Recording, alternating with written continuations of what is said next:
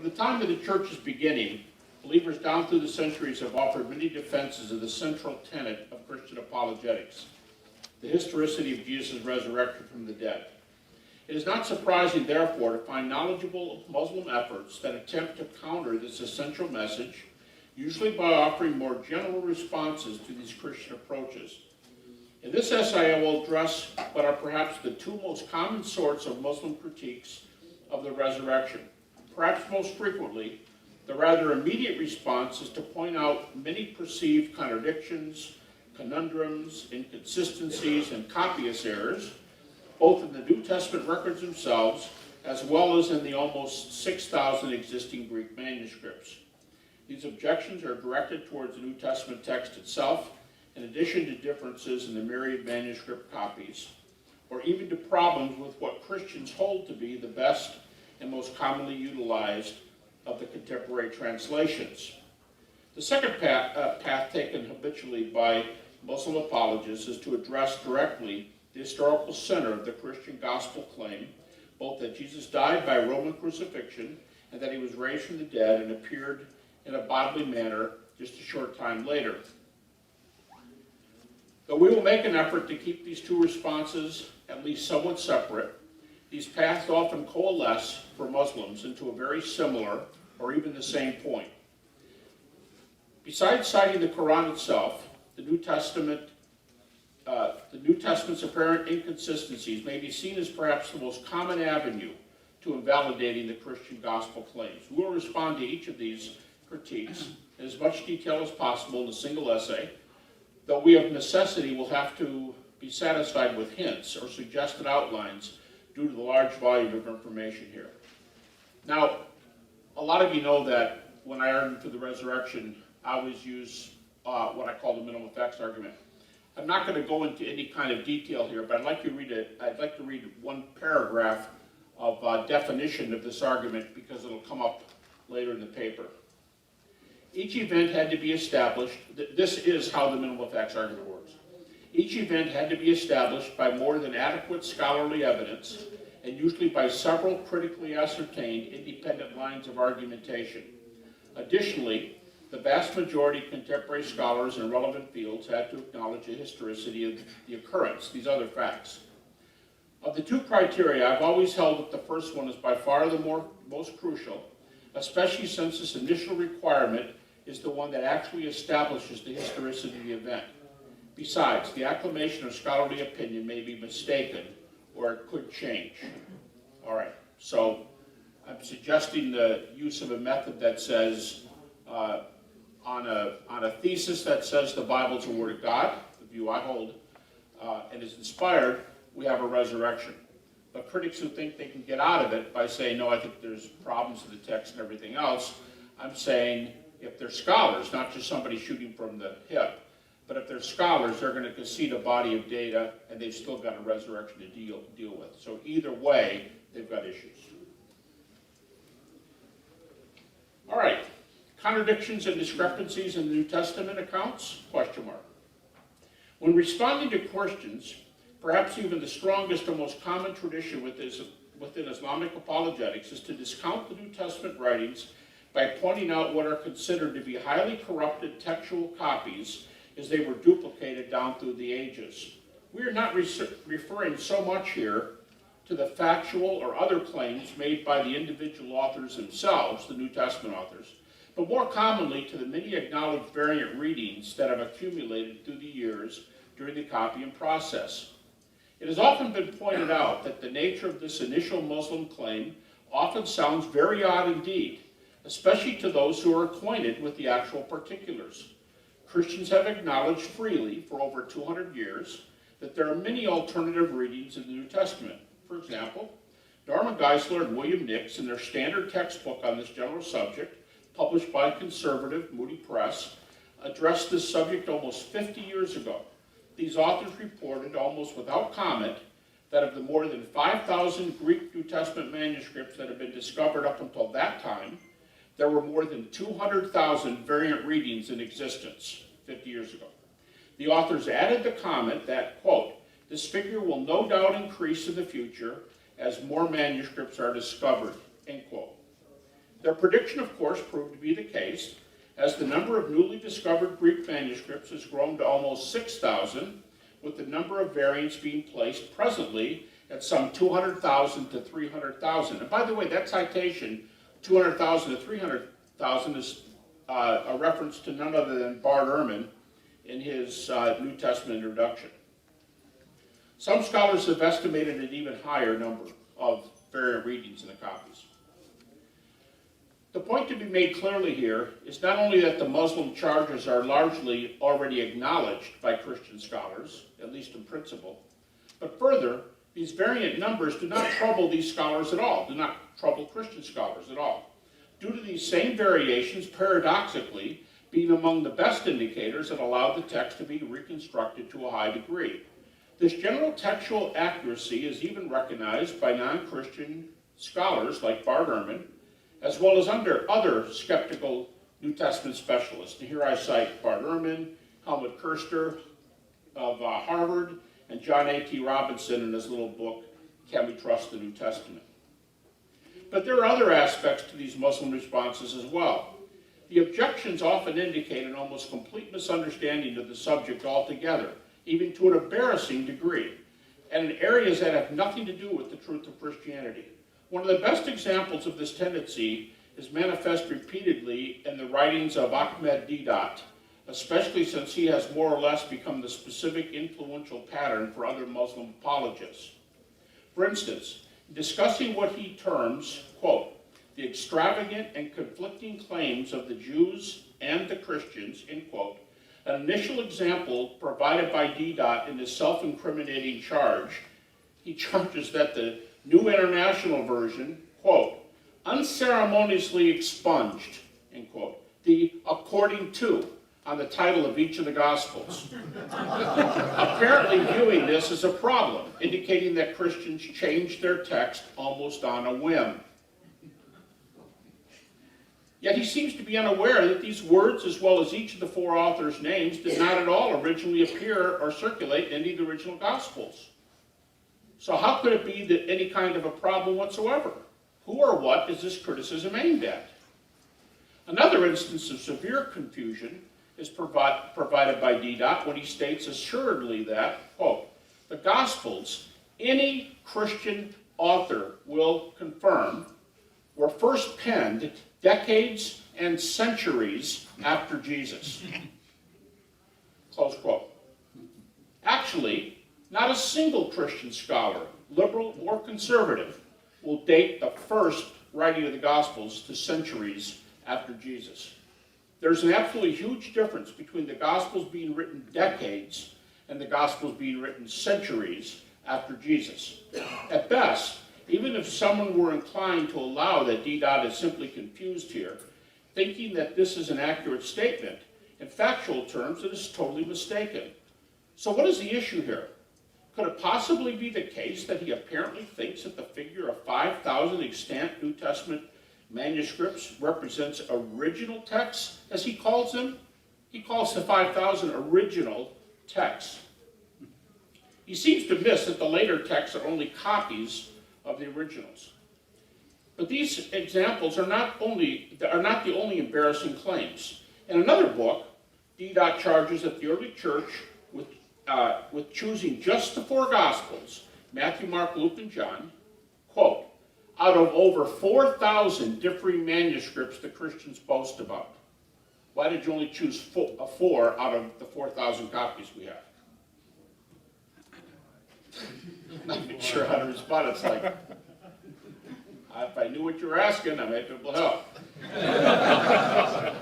Christians choose these four because these volumes supported, quote, their prejudices, according to Deedat. Once again, like the previous problem above, Deedat is not only confusing the manuscript copies of these four texts, but including copies of other New Testament books in this total as well. The 4,000 copies are not just copies of the Gospels, writings that are already found in the New Testament canon. Lastly, Deedat appears to think that new translations that differentiate from the King James Version are actually evidence of Christians' continual corruption of the original writings. Here's a couple of Deedat's charges that he thinks follow from this point. When different translations change words like virgin in Isaiah 7:14 to young woman, and begotten son in John 3:16 becomes only son, these betray textual corruptions, he says. But as Norm Geisler and Abdul Salih point out, the Hebrew and Greek terms have not changed one bit, so nothing has been corrupted. These are simply translational choices in English for these foreign words. Blatant confusions like these only serve to indicate that Deedat is unaware of the Christian claims and nuances in the first place. Repeated charges that confuse original works with their copies, and the same copies with new texts hardly hit the mark. They are simply illegitimate critiques altogether.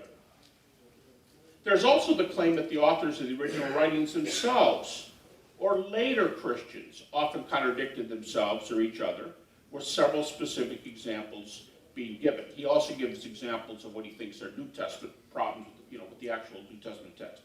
This is the more widely known charge, often heard in quote-unquote liberal theological circles, that the Gospels present contradictory statements.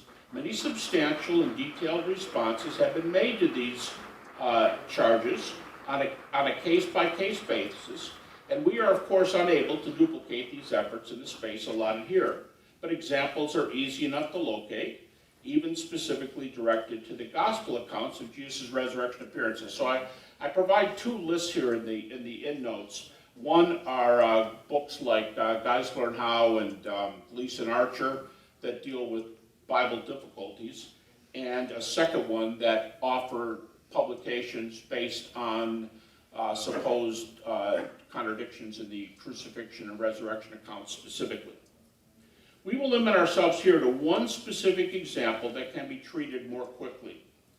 Nonetheless, far from a straw man case, this may be the single most common question of all with regard to the four gospel resurrection narratives. Namely, how many women discovered the empty tomb on the initial resurrection morning, and who were they? How many women, and what were their names? In Matthew's narrative, Mary Magdalene and another Mary made the walk to the tomb in Matthew 28. Mark names two Marys plus Salome, Mark 16. Luke mentions two Marys and adds Joanna in Luke 24, while John names only Mary Magdalene in John 20. Even leaving the list of names just like this by no means proves the existence of a contradiction. I mean, the four texts are 1, 3, 13, and 7. It's varying between 1 and 3 names. But further, each gospel contains additional caveats which clearly indicate that it was not the author's intention to be exhaustive in naming each of the women in attendance. In other words, if all four gospels tell you I'm not trying to be exhaustive, then we probably should not charge them with not giving us a complete list. I mean, that's just not fair. First rule of literary criticism, don't blame your text with doing something I already told you it wasn't going to do. Okay, for instance, when Luke gets around to identifying the women, he doesn't do it in 24:1 when the women first come to the tomb. He doesn't identify them for 10 verses later, 24:2. When Luke gets around to identifying the women, beyond the 3 names, he plainly states, quote, and the others with them, end quote, without naming any more. How much more clear could Luke be to say, here's 3 and there are others, I'm only going to tell you 3. Mark alone includes Salome, along with the 2 Marys, but while naming the same 3 women just several verses earlier during the burial account, remember there's no chapter dividings in the original text, just a few verses earlier, during the burial account, he specifically states that there were several other women as well, Mark 15:41. Similar to Mark, Matthew also names the women at the burial, just a few verses earlier, and includes a 3rd one, the unnamed mother of Zebedee's sons, James and John. So he just says James and John's mother, without giving her name, which means it's not my intent to give you a name. True, John mentions only Mary Magdalene by name, but when she goes to tell the disciples, she states that, quote, we do not know where Jesus' body was located. Why would she speak in the plural if she was the only one present? I mean, even Raymond Brown in his commentary say, well, good indication other people are present. That this may be the most commonly raised objection in the gospel burial and resurrection accounts is simply amazing.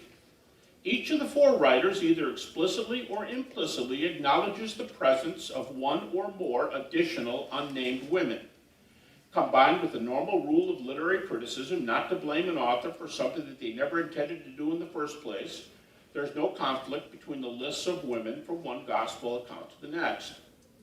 Over the last century or so, there have also been many sophisticated responses from more scholarly Muslim apologists than Deedat. For example, Malafi Saeed Amir Ali charged that Jesus never claimed to be deity in any way. Rather, he was a great prophet whose story was changed by the Christian gospel writers. Following an earlier point, he also contends that the crucifixion and resurrection accounts contain discrepancies. Another scholar, Maulid Muhammad Ali, indicated the gospel records were exaggerating their reports, including particularly Jesus' miracle claims, which is odd because the Quran says Jesus did miracles anyway. So, including particularly the miracle claims, which he regarded disdainfully as, quote, clearly pure inventions or exaggerations made to compensate for the apparent failure, unquote, of Jesus' message to change his contemporaries, in spite of the Quran's recognition that Jesus performed miracles and was a prophet. In a surprising admission, Salih ud-Din Quda Bukish freely acknowledges a number of problems in the Quran. He says there's problems with his book, such as Islam being an eclectic religion that borrowed freely from other religious traditions, including Christianity, as well as reported falsehoods, which sounds like, Dan, what some of the things you were talking about today. Nonetheless, Bukish still recounts Muhammad's rejecting the gospel accounts of the crucifixion, though still holding that Jesus was a prophet. He concludes his essay by calling for greater cooperation between Muslims and Christians. As we have said, these challenges by Muslim or other scholars can be answered on a case-by-case basis, usually with surprisingly minimal effort. Still, it is at these points that the minimal facts argument is also very helpful, as it calls for using only those facts that are freely recognized by critical scholars.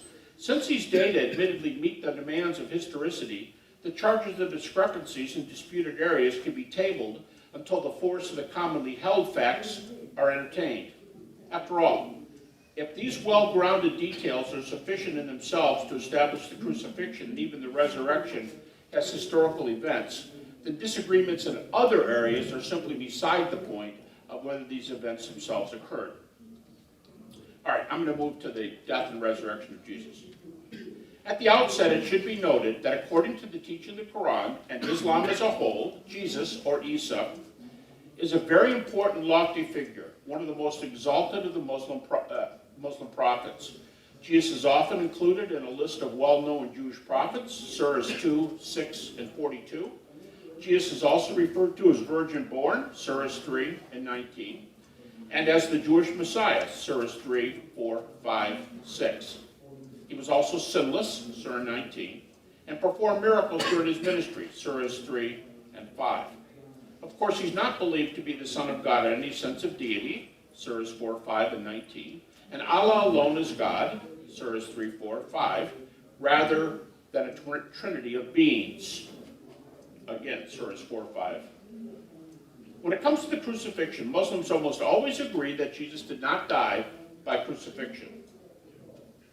However, several different options are chosen by various commentators as to what alternate route transpired instead of the depictions in the Christian Gospels. For example, Malavi Ali points out that the Orthodox Muslim position is that Jesus was, quote, saved by divine agency, that Jesus was translated to heaven, close quote. In his volume, Jesus in the Quran, well-known comparative religions expert Jeffrey Perrinder appears to agree, pointing out that, quote, traditional Islam has thought that Jesus was wrapped to heaven in a fleshly body though the Quran does not say so, end quote. According to Bookish, another popular view is one that he describes, ascribes to Muhammad's teaching that, quote, Judas was substituted for him and nailed to the cross, while the Christ himself ascended direct to heaven, close quote. A recent English translation and commentary on the Quran at Surah 4:157 comments, quote, it was Judas Iscariot who sought to betray Jesus, who was arrested instead and crucified instead of the prophet Jesus, upon whom be peace, end quote. A stranger view was favored by a major 14th century Muslim commentator, Ibn Kathir, who has Isa asking for a volunteer whom Allah would make to look exactly like him in exchange for sharing paradise with Isa. A young man volunteered, was changed into the image of Isa, and the young man was taken out and crucified. In the meantime, Isa was made to sleep, and in that condition ascended to heaven through a hole that appeared in the roof of the house where they were.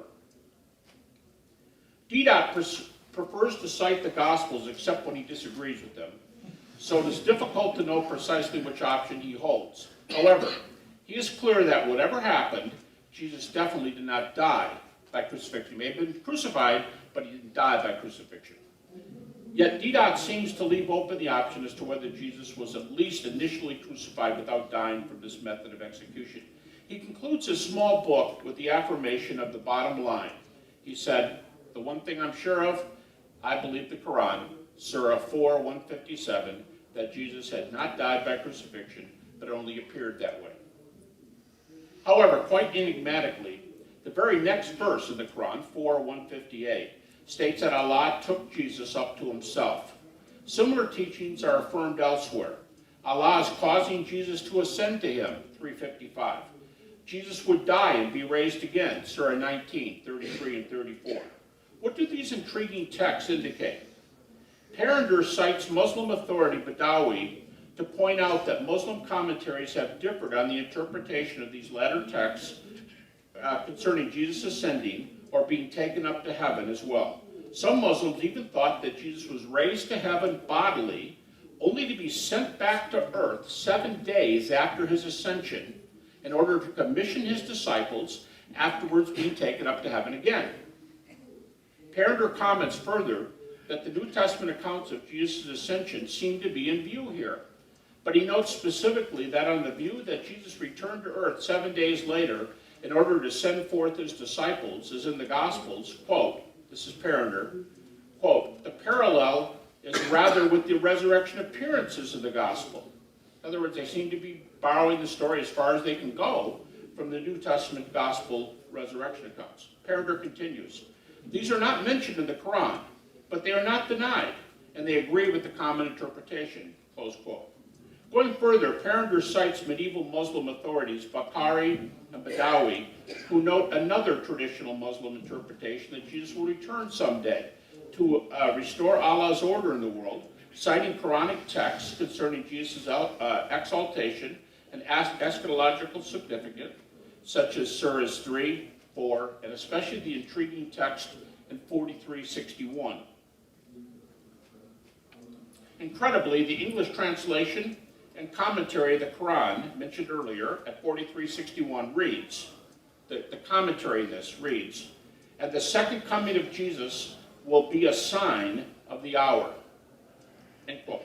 A textual note there indicates, there's an indication that Jesus' descension before the day of judgment. That is a mention in the Muslim commentary. Perrinder is not alone in his comment that the Quranic teaching of Jesus' lack of death by crucifixion, followed by his potential return to commission his disciples in ministry and his ascension, seem to parallel the New Testament accounts of Jesus' appearances to his disciples after the crucifixion. After all, Jesus' commission of these men came after his resurrection, though before his ascension.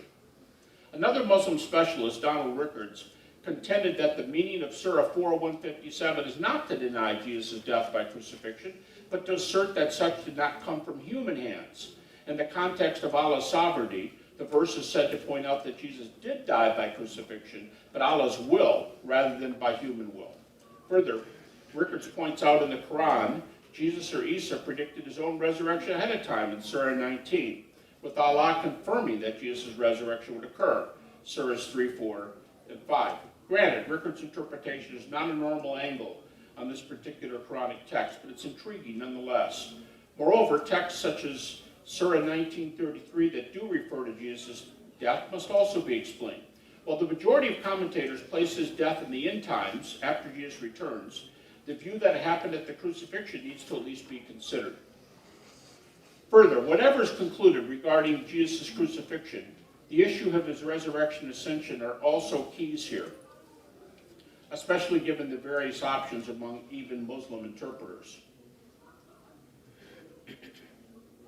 Oh, I have a question. I've got 26 minutes. I thought we had 40 minutes. We have 40 minutes, but I was trying to make you leave some time for questions. Okay, I'm going to leave 30 seconds for questions. I thought, man, these things came up fast. All right. All right.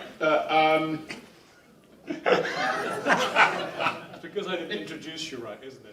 Yeah, that's it. That's it. Don't worry. I've shook myself up too. I don't even know where I am. All right. Whatever's concluded here regarding Jesus' crucifixion, the issue of Jesus' resurrection and ascension are also keys, given the various options among even Muslim interpreters. The point that Parender seems to be making is that several Muslim authorities include aspects that, even if Jesus did not die by crucifixion, still mimic the gospel depictions of Jesus' appearances and ascension, the latter of which is often specified. Yet another major Muslim scholar to make a similar move is Mohammed Kamil Hussein in his well-known novel, City of Wrong.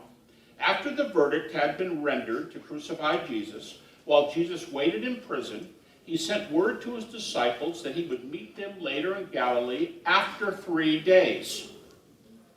Clearly a reference to Jesus' prediction of his resurrection appears to the disciples in Mark 8, 9, 10, and 14. It appears that a number of prominent Muslim commentators, in spite of holding that Jesus never died by crucifixion, have still gone about as far as they can in affirming the gospel reports of at least Jesus' post-condemnation appearance to the disciples as well as his ascension to Allah. These are truly remarkable points of recognition. But now we come to our final, most significant critique of all. It still must be noted that the Quran presents no strictly historical grounds for rejecting the New Testament teaching of Jesus' death by crucifixion as well as his subsequent resurrection appearances. As many Muslim commentators often simply acknowledge outright, their commitment to the position that Jesus did not die by crucifixion is almost always said to be their faith in their holy book. In other words, holding their position is not due to an assertion that is based on any good evidence against Christian teachings. Rather, it is their faith in their holy book that determines their position, even though the book was written almost exactly 600 years after the crucifixion itself, and much longer if your thesis is true. But unless one exerts more or less blind commitment to their holy texts, what is there to oppose the vast amount of evidence that favors the crucifixion, for example? In evidential terms, a document written 600 years after the earliest reported data has no standing as an historical document. Strangely enough, even Deedat concedes this point outright. He states, quote, "The Christian objects, how can a man, Muhammad, peace be upon him, 1,000 miles away from the scene of it happening, and 600 years after the event, pronounce as to what transpired?" The Deedat's surprising and incredible answer is, the Christian's plea is valid. Their logic is good. That they don't have any good historical comeback. Deedat's immediate response is to go to the Christian text to attack them. He says, well, I don't have much here. And I admit their argument's good, 600 years and a lot of miles away. But I'd rather talk about their text. Man, do they have problems. So he just does kind of a switcheroo on the text while already admitting that his text doesn't make the grade historically. This is an exceptionally common move on the part of Muslim believers. If one's own text has no historical provenance whatsoever, then let's question their text. And right away, he opts to discuss contradictions in the gospel accounts, the very subject we addressed above. But we have seen that this tactic fails utterly for 3 reasons. 1, we've already noted that these claims of contradiction regarding the New Testament text can all be addressed anyway. Many scholarly volumes and literally thousands of pages have shown this in both general as well as specific cases. 2. More specifically, claim contradictions and other such problems are virtually never capable of disproving events anyway. Ask any police officer, physician, lawyer, or journalist if conflicting stories indicate that a particular accident, disease, crime, or football game never actually occurred. Highly trained professionals are experts at sorting out the most likely scenarios, even in spite of situations where the claims are far from unanimous. Remember, many if not most court cases are resolved in spite of every last component not being totally smoothed out. 3. Lastly, as pointed out above, if we use the minimal facts method, this bypasses together what are claimed contradictions and emphasizes only those facts which are exceptionally well established to the point where virtually all scholars concede them. If these established data are sufficient to establish Jesus' death and resurrection, then the case for these events is closed, whatever the additional disputed claims. Incidentally, though topics are not strictly necessary in our context, it should be noted that the Christian defense of Jesus' crucifixion is not only based on much earlier historical information, but there is also a wealth of medical data regarding the nature of death by crucifixion. As an example of this third point, Bart Ehrman is perhaps the best-known skeptical New Testament scholar today. He identifies himself as a non-Christian agnostic who leans toward atheism. As such, he states that the Gospels are unreliable works. Yet, he freely acknowledges the historicity of Jesus' crucifixion and many other facts regarding Jesus, since these events can be established without question from the data we are sure about. John Dominic Crossan says the crucifixion is probably as well established as any event in the ancient world. Thus, the evidence that everyone recognizes is plenty to proclaim, among other facts, that Jesus died by crucifixion. One more example will have to suffice here. James Crossley is another New Testament scholar who self-identifies as an agnostic unbeliever. He too rejects key portions of the gospel reports, including relevant proximate information such as the empty tomb testimony.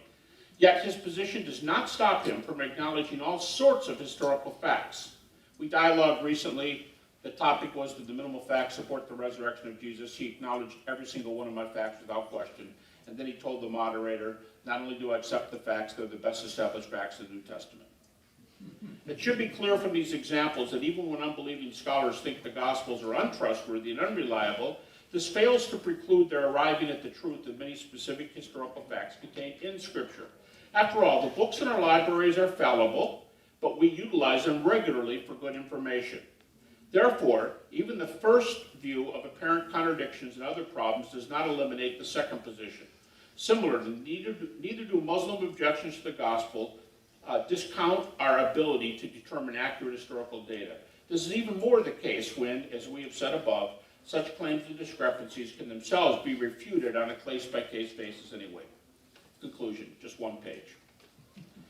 We will not belabor any further these Muslim objections to the proclamation of the central gospel message of the good news of salvation in Jesus Christ.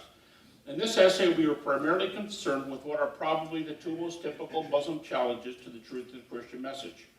Objections to the truth of the gospel, usually in the form of claims contradictions, are not only confronted by direct refutations of each example, but these complaints fail to eliminate the specific gospel facts anyway, due to the exceptionally strong evidence for the death and resurrection of Jesus. Further, objections to Jesus' death by crucifixion also fail to hit their mark. Not only are these challenges mistaken on both historical as well as medical grounds, but using the Quran as the grounds for such objections is especially problematic. A document dated 600 years after the facts, with no direct access to the events in question, can hardly disprove a plethora of documents from shortly after the events themselves, especially when gathered from the very witnesses in question. This testimony includes both Christian as well as non-Christian sources, the testimony for the crucifixion. Although we could not examine here the positive case for the last subject, I've done so on literally dozens of occasions, but it should be noted that I'm referring specifically to the early creedal traditions along with other evidence testimony for the death and resurrection of Jesus. Amazingly, even Bart Ehrman, Crossley, and perhaps most other critical scholars date the earliest of these materials to within a year or two of the crucifixion. Even without much elaboration and argument, it should be apparent that this basis constitutes far superior testimony to that which is derived from much, much later material. Altogether, it seems the Christian positive case for these events is much superior to the Muslim negative case against the Gospels.